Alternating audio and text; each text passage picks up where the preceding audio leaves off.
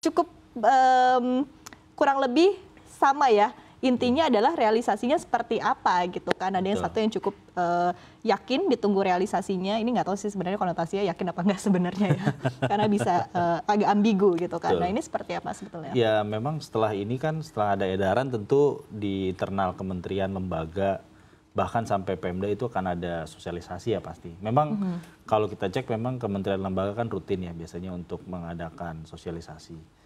Cuman sebenarnya inti dari ini adalah pembatasan sih kalau saya lihat. Jadi kalau dibilang melarang mungkin nggak juga ya, tapi dibatasi untuk event-event yang penting.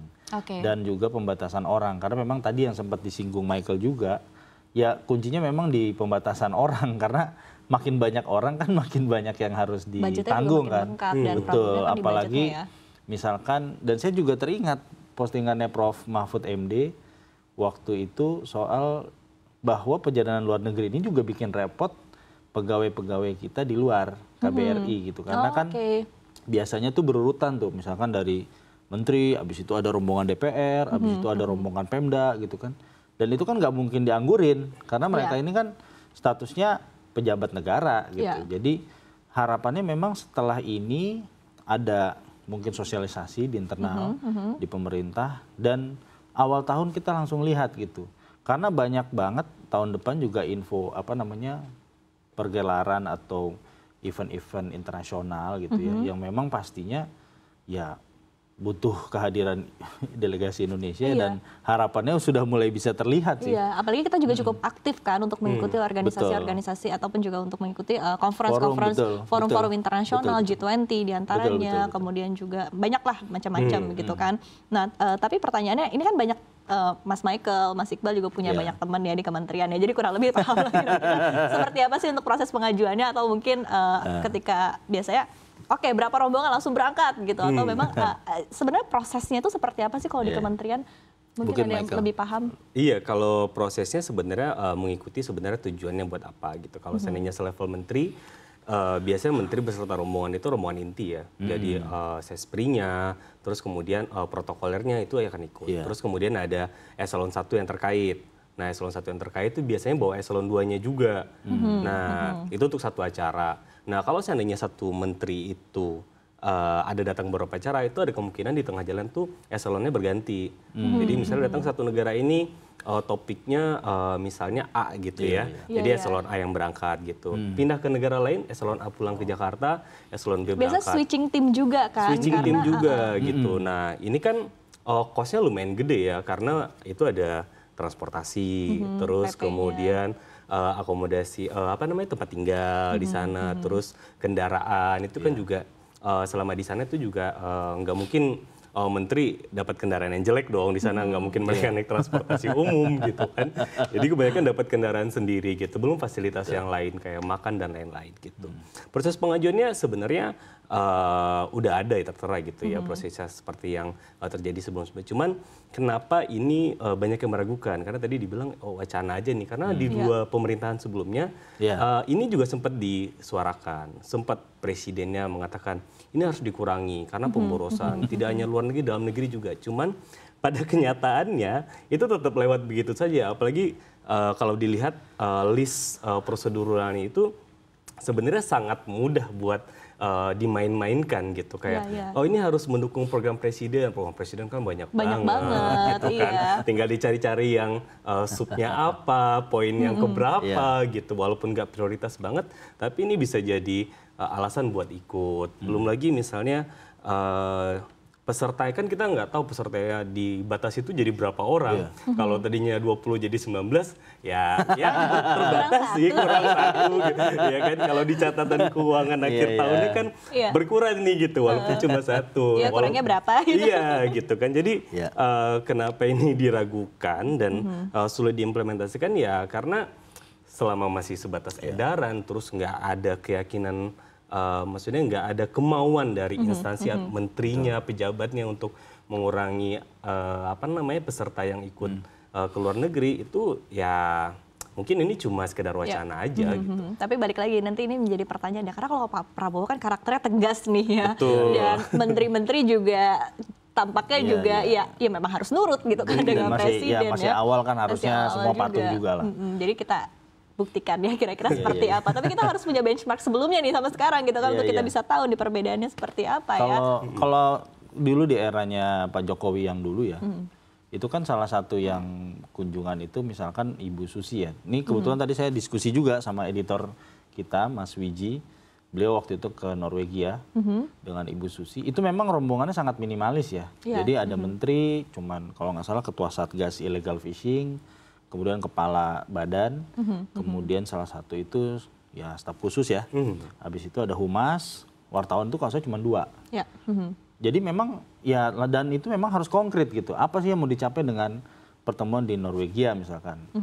Dan salah satu yang penting adalah harus ada taken gitu loh, harus ada MOU-nya. Jadi misalkan Norwegia siap membantu Indonesia untuk memberantas illegal fishing. Ya udah konkretnya seperti apa nih, misalkan penyediaan kapal atau teknologi atau seperti apa gitu. Nah kalau itu contohnya seperti itu mungkin bisa jadi standar ya. Cuman kan balik lagi ke karakter dari menterinya juga. Kalau Bu Susi memang sebagai menteri dia sudah kaya juga. Jadi memang ada beberapa yang akhirnya mungkin rombongan yang diberangkatin pakai uangnya sendiri aja. Walaupun memang secara pencatatan mungkin nanti secara APBN itu akan rumit juga. Karena kan ya budgetnya segini, tiba-tiba misalkan over. Oh ternyata overnya ditanggung uang sendiri. Nah ini kadang-kadang yang kayak gitu yang bikin rumnyamnya nanti diurusan di BPK biasanya. Karena BPK akan melihat lah kok anggarannya segini kok.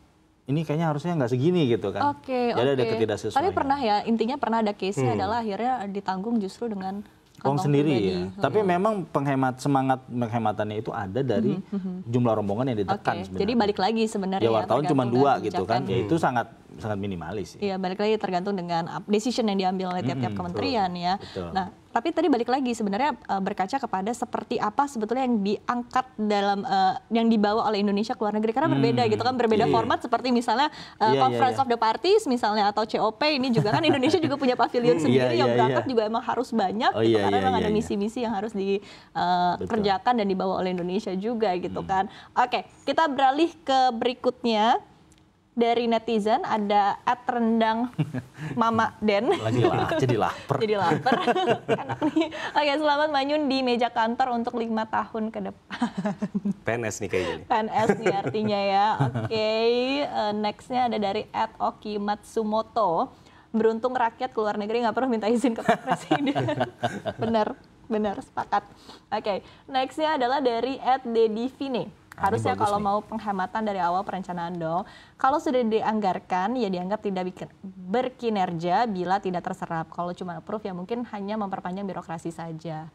Poin yang menarik ini mungkin iya, karena memang APBN-nya udah disusun dari pemerintah sebelumnya gitu kan. Nah PNS atau birokrat sekarang hanya melanjutkan apa yang sudah direncanakan. Salah satu cara untuk tetap efisiensi ya mungkin mengurangi setiap budget. Jadi sebenarnya bukan ketika dia tidak menghabiskan budget itu dianggap tidak melakukan kerja gitu. Mereka tetap bekerja kalau selama outputnya itu bisa tercapai gitu kan. Jadi kalau seandainya dengan budget terbatas outputnya tercapai ya tidak masalah gitu. Cuman kan biasanya nih kekhawatiran banyak birokrat itu kalau seandainya budget dia nggak habis, itu kan akan kesulitan untuk tahun depan dia nambah budget lagi. Kan biasanya kayak gitu. Makanya seringkali kita melihat pada akhir tahun banyak PNS ataupun pejabat bikin acara. Entah di dalam negeri, di luar kota, ataupun di luar negeri gitu. Ada aja gitu acaranya gitu ya. Nah itu salah satu cara buat menghabiskan anggaran juga gitu. Nah jadi kalau seandainya mindsetnya emang harus diubah gitu. Jadi kalau seandainya dianggap tidak berkinerja karena nggak menghabiskan anggaran ya gimana kalau dengan anggaran terbatas itu outputnya tercapai, jadi kan nggak ada masalah harusnya. Tapi memang konsepnya juga agak membingungkan. Di satu sisi memang anggaran ini harus terserap karena ini ada kaitannya juga dengan pertumbuhan ekonomi dan lain sebagainya. Tapi di sisi lain juga negara harus berhemat gitu kan. Nah ini gimana nih untuk membalance semuanya ini, Mas Michael? Karena ini cukup membingungkan ya, maksudnya untuk secara konseptualnya juga. Iya, karena akan lebih baik kalau seandainya budgetnya mungkin setengah dari tahun 2023 misalnya gitu digunakan di 2025. Nah tahun depan dia nggak perlu request budget sebanyak itu lagi. Nah anggaran itu mungkin bisa dialihkan sehingga bisa memacu pertumbuhan ekonomi kayak Syarifah bilang tadi gitu.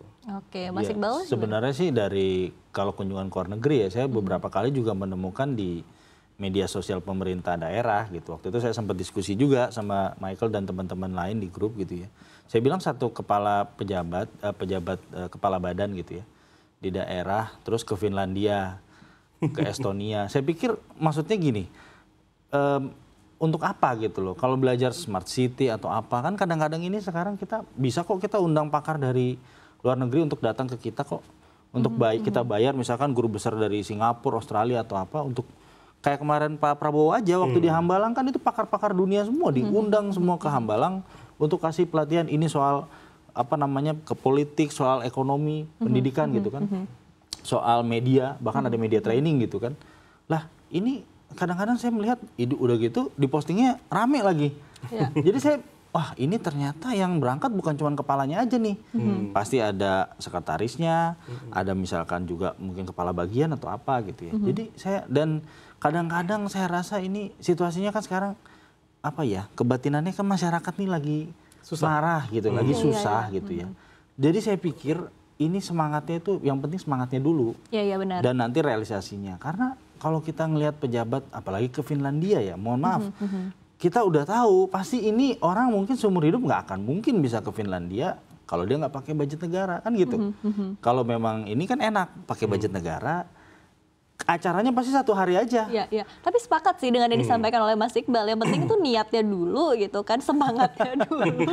Supaya karena balik lagi suasana kebatinan juga. Jadi kayak yaudah deh kita tanggung sama-sama gitu kan. Iya dan kadang-kadang diposting lah di medsos gitu loh. Jadi masyarakat kan juga bisa akhirnya komplain. Ini ngapain sih ke Finlandia? Apa sih manfaatnya buat kita? Orang kita lagi susah. Iya. Gitu loh.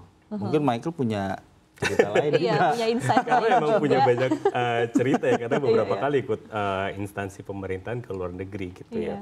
Pada satu hari ke India, diundang oleh KJRI di sana gitu, diundang ke sana ada expo.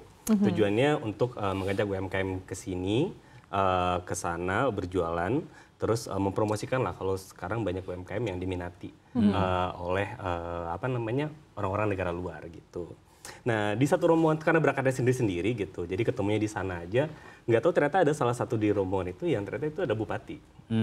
Bupati. Jadi sepanjang kegiatan itu selama 4 hari, bupati itu nggak tahu aktivitasnya ngapain gitu ya selain. Karena biasanya udah ada nih rundown acara.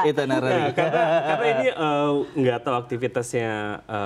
Saya banyakkan di acara expo-nya, sementara bupatinya lebih banyak keluar dari acara tersebut. Jadi nggak tahu gitu, sampai mau pulang baru tahu, oh ternyata dia bupati dari salah satu Pemda ini gitu kan. Dan sampailah di Jakarta, besoknya lihat ya benar postingan di media sosial kalau dia mengikuti ini. Tapi menurut saya yang awam ini melihat kayak, dia ngapain ke sana? Justifikasinya apa gitu? Justifikasinya apa? Karena kalau tahu lebih mungkin bisa nanya gitu kan. Cuman karena nggak tahu dia ngapain, cuma ngeliat-liat aja kah, mantau UMKM-nya dari daerah sana. Mantau UMKM. Iya, kalau mantau kan cuma telepon aja nggak sih gitu. Video call. Video call aja gitu. Terus apa Pak jualan kita laku gitu ya. Sebenarnya tiket ke sana mahal, nginep segala macam gitu kan. Jadi kan banyak aktivitas pejabat daerah dan pusat itu yang memang perlu dipertanyakan gitu ya. Ini salah satu cerita. Betul, tadi salah satu cerita dari sekian banyak cerita gitu kan. Cerita yang lain mungkin juga ketika berjuang di luar negeri terus ngerasa kurang orang segala macam juga mungkin ada gitu kan. Tapi balik lagi memang perlu ada justifikasi sendiri begitu ya, perlu ada penilaian sendiri dari pemerintah, dan inilah yang sebetulnya dibutuhkan ya untuk kedepannya agar kebijakan ini bisa berlangsung dengan baik dan tidak ada yang istilahnya merasa iya benar, tidak ada melanggar ya, baik dari berbagai sisi apapun gitu ya. Ini menarik ya, dan kalau kita ngomongin untuk dinas luar negeri mungkin nggak selesai-selesai dialog kita, jadi kita cukupkan.